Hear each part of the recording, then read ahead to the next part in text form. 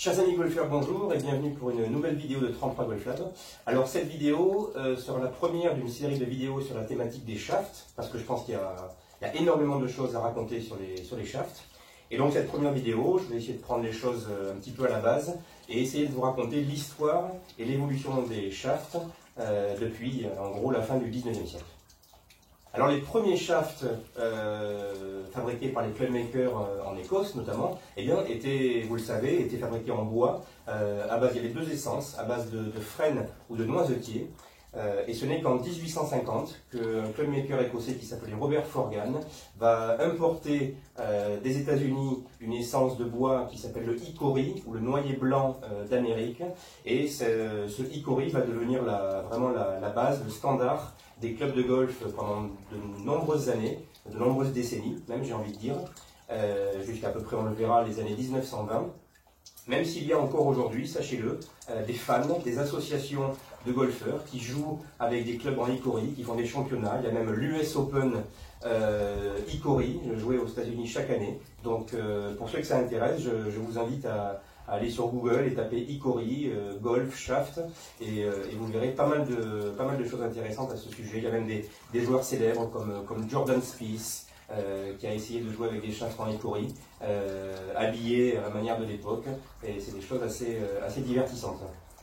Et donc, ce hickory devient le standard des shafts de golf, et ce qui s'est passé, c'est que très rapidement, et ça c'est une des choses qui m'a bien sûr intéressé, intrigué, c'est comment, à cette époque-là, faisait-il pour fabriquer des shafts avec des flexibilités différentes. La notion de flexibilité d'un shaft est une notion très importante, capitale même lors d'un fitting. Et à l'époque, très rapidement, intuitivement, bien sûr, les clubmakers ont compris qu'ils pouvaient jouer finalement sur deux variables par rapport à cette flexibilité, le diamètre des shafts et la lourdeur des shafts. Plus c'est lourd et plus le diamètre est épais, plus le shaft sera rigide. Alors il faut bien comprendre, je fais une petite parenthèse ici, qu'il y a énormément de diamètres de shaft. Je me rapproche. Ici j'ai une échelle de diamètre. Alors il y a des diamètres de shaft dits en butt, donc au grip du shaft, et puis des diamètres au tip. Alors ces diamètres se sont beaucoup homogénéisés aujourd'hui en 2020, j'en reparlerai dans une prochaine vidéo, mais pendant très très longtemps il y a eu beaucoup de diamètres différents, ce qui devait être d'ailleurs, j'imagine, un vrai casse-tête pour les clubmakers. Et c'est ainsi que j'ai appris que par exemple Bobby Jones, dans les années 1920, juste avant qu'on passe à l'acier, eh bien, avait fait venir des États-Unis tout un stock de shafts en hickory en bois, un millier environ, et qui les a tous essayés, les a triés, afin d'arriver à des shafts qui correspondaient parfaitement à ce qu'il recherchait. Donc lui, il recherchait, on s'en doute, le shaft le plus léger et le plus raide possible. Et donc, vers les années, ce qui s'est passé, c'est qu'à la fin du 19e siècle, eh bien, il y a eu une pénurie de noyers, de hickory aux États-Unis, et donc les clubmakers écossais et européens se sont retrouvés un petit peu face à un dilemme qui était, eh bien, beaucoup moins de stock disponible et de plus en plus de joueurs de golf à équiper. Donc, ils ont cherché des alternatives, et c'est bien sûr l'acier qui est venu comme alternative et comme complément. Donc on trouve les premières traces des shafts acier à la fin du 19e siècle, mais ils étaient lourds, ils étaient très raides, ils étaient difficiles à fabriquer, et donc il y a eu beaucoup d'échecs. Il faut attendre vraiment le début du 20e siècle pour qu'on arrive à fabriquer des shafts acier consistants, relativement légers par rapport aux standards de l'époque, pour que l'acier vienne supplanter le hickory. Il y avait eu par exemple une tentative rigolote d'un shaft acier qui s'appelait le whistle, le siffleur, qui était un shaft acier en fait qu'ils avaient percé à des centaines d'endroits pour le rendre plus léger. Alors il était jouable, mais il faisait un tel bruit que finalement il a été rapidement mis de côté, remisé.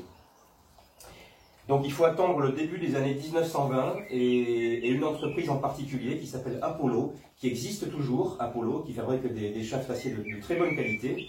Apollo, donc c'était une entreprise qui fabriquait des cannes à pêche et qui est devenue, d'après ce que j'ai pu trouver, le premier grand fabricant de shafts acier dans le monde.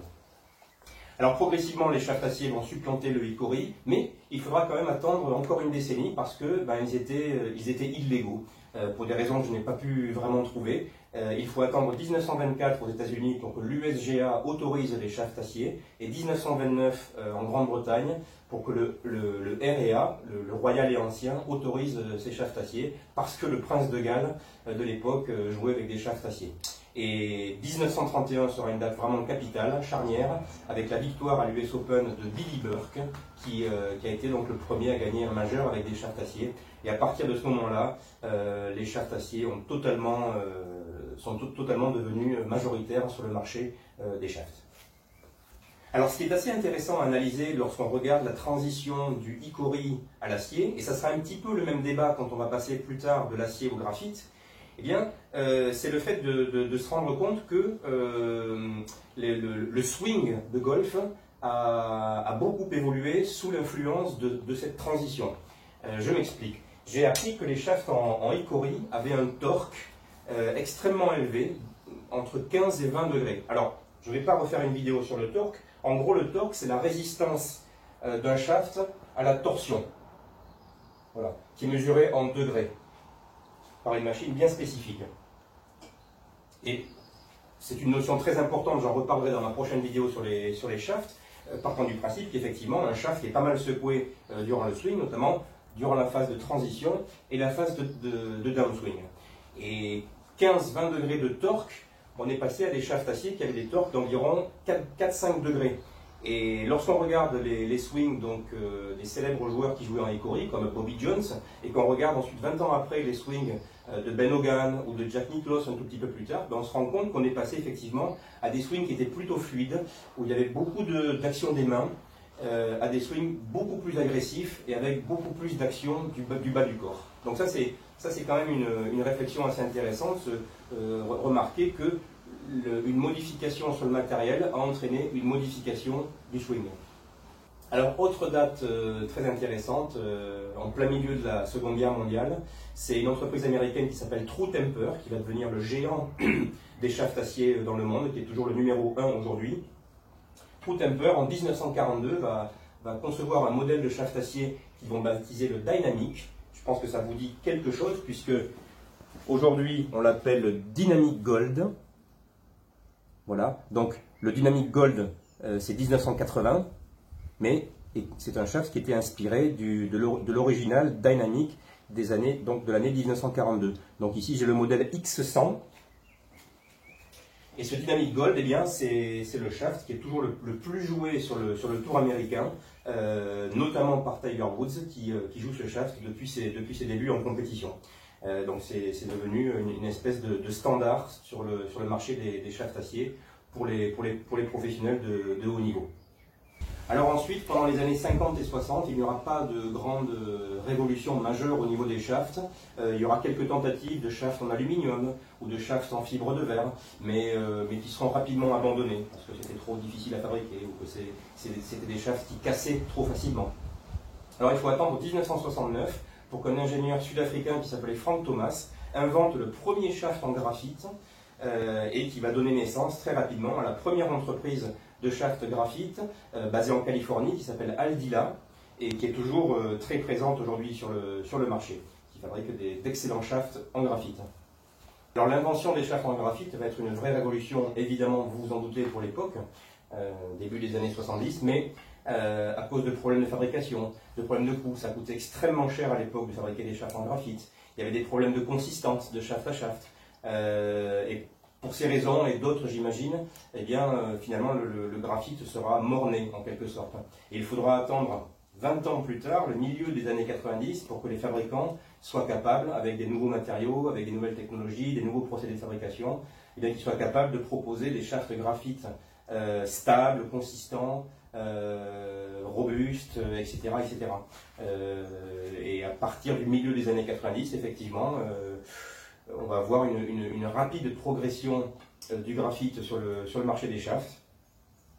Et c'est la raison pour laquelle, à la fin des années 90 et au début des années 2000, eh bien, les fabricants de shafts acier, voyant leur part de marché un petit peu grignoter chaque année à cause du graphite, vont se mettre à réfléchir à de nouveaux procédés, de nouveaux matériaux en acier. Et c'est ainsi que le japonais Nippon va être le premier, en 1999, à proposer un shaft acier qui pèsera moins de 100 grammes, plus exactement 95 grammes. C'est leur fameux modèle 950 GH.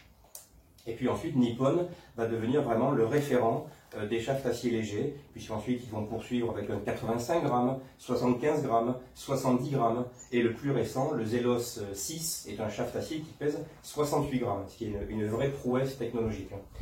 Alors aujourd'hui, en 2020, si on fait un bilan, si on fait une conclusion de cette évolution des shafts, on peut constater que le graphite continue de sa progression, continue de grignoter des parts de marché sur l'acier. Même si je suis convaincu que l'acier, que les shafts acier ont encore de très beaux jours devant eux, il suffit de regarder quand même l'équipement des joueurs professionnels sur le tour pour constater que la très très grande majorité continue de jouer des fers avec des shafts acier, des wedges avec des shafts acier. Donc je pense que l'acier ne va pas disparaître du jour au lendemain. Maintenant, clairement, ça je m'en rends compte chaque année lorsque je reçois des catalogues de mes fournisseurs, on se rend compte qu'il y a de plus en plus de propositions, de modèles de shafts graphite sur le marché. Si on regarde aussi attentivement la stratégie des grandes marques de shafts, comme True Temper par exemple, on se rend compte que récemment ils ont acheté Accra, qui est une marque de shaft graphite très très connue, KBS, dont je vais vous parler un tout petit peu plus dans quelques instants. KBS a lancé des shafts en graphite pour fer, pour hybride et pour bois en 2019 et 2020. Donc très clairement, la stratégie des fournisseurs, des fabricants de shafts aujourd'hui va vers une plus grande part apportée aux shafts en graphite. Alors en toute conclusion pour cette vidéo sur l'histoire, l'évolution des shafts, je voulais faire un petit focus sur une marque de shafts américaine qui s'appelle KBS, avec laquelle je travaille. Et cette marque, elle est intéressante à divers aspects, mais c'est son fondateur Kim Brally qui a donné son nom à la marque, c'est Kim Brally Signature. Kim Brally est un personnage vraiment très intéressant au sein des designers des shafts aujourd'hui, modernes. Kim Brally, c'est en fait un ingénieur, un designer de shafts qui a commencé sa carrière avec son père à la fin des années 70, en 1978. En fait, ils ont été les pionniers, les tout premiers à inventer ce qu'on va appeler le concept du tour van, c'est-à-dire, avec leur caravane, ils allaient sur les grands championnats universitaires américains, sur les tournois majeurs du circuit, et ils allaient à la rencontre des joueurs, et ils prenaient tout simplement leur équipement, et ils essayaient d'analyser leur équipement, donc leur shaft en particulier, et essayer d'en déduire de nombreuses données numériques qui sont aujourd'hui incontournables. Et notamment le père de Kim Brally, donc qui s'appelait Joseph, c'est à lui qu'on doit l'invention de ce qu'on va appeler le frequency matching. Alors, le frequency matching, j'ai écrit un article il y a pas mal d'années à ce sujet, je vous mettrai le lien en bas de cette vidéo pour ceux que ça intéresse. En gros, le frequency matching, donc c'est une étude de la flexibilité des shafts, une comparaison scientifique de shaft à shaft, l'homogénéisation d'une série de shafts sur une série de fers notamment. Enfin bref, c'est quelque chose d'extrêmement intéressant et très pointu. Et par rapport à ça, on doit à Kim Brally l'invention d'un shaft qui pour moi est un des shafts cultes en acier, qui s'appelle le Project X. Voilà, ici j'ai le Project X 5.0. Donc c'est un shaft qui a été designé, conçu par Kim Brally lorsqu'il travaillait pour une entreprise qui s'appelait Royal Precision, avant qu'il crée sa propre marque KBS. Donc c'est un shaft qui existe toujours, qui est joué par de multiples joueurs professionnels et amateurs, Rory McIlroy par exemple, Ian Poulter, Phil Mickelson à ses débuts. Donc c'est un shaft vraiment très intéressant. Et ce qu'on peut noter sur ce shaft, c'est la codification du flex toute particulière, puisque ici, nous avons par exemple un 5.0. Alors, vous pourrez trouver un 5.5, un 6.0, 6.5, etc. Cette codification donc, est propre à Project X, est propre à l'invention du frequency matching dont je vous parlais, puisqu'à l'époque, ils utilisaient non pas des cycles par minute comme aujourd'hui, mais des hertz. Alors, je vous propose de faire le test sur ma machine à fréquence. ma machine à fréquence qui a l'intérêt d'utiliser des cycles par minute, mais qui propose aussi l'option de la mesure en Hertz. Donc, retenez toujours qu'on mesure que la fréquence d'un shaft dépend de sa longueur et du poids en tête, évidemment. Donc ici, j'ai un shaft de fer 8 que j'ai monté sur une tête de fer 8. Alors on va le faire osciller. Voilà. Hop. Et on obtient la valeur de 5.15. Donc par rapport à 5.0, j'ai un shaft qui est très légèrement plus raide que le 5.0, mais enfin on en est extrêmement proche. Donc ça reste une mesure propre à cette marque. Toutes les marques aujourd'hui, on en reparlera dans ma deuxième vidéo, proposent des mesures en termes de cycles par minute, lorsqu'on parle de la fréquence et de la rigidité d'un shaft. Donc voilà, cette vidéo est terminée, cette première vidéo sur les shafts est terminée, j'espère qu'elle vous a intéressé. La seconde vidéo que je me propose de faire, c'est une vidéo qui va essayer de vous expliquer les différents paramètres clés de la performance d'un shaft. Donc on parlera du poids de flexion, du torque, on parlera de flexibilité, on parlera de différents paramètres qui sont vraiment très intéressants à étudier et à analyser lors d'un fitting, lors de la construction bien sûr d'une série de clubs ou d'un club en particulier.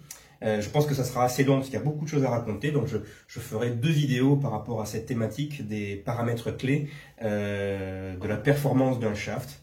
J'ai coutume de dire qu'un shaft c'est une série de chiffres, donc je vous propose d'essayer de comprendre ce qui se cache derrière ces chiffres. À très bientôt.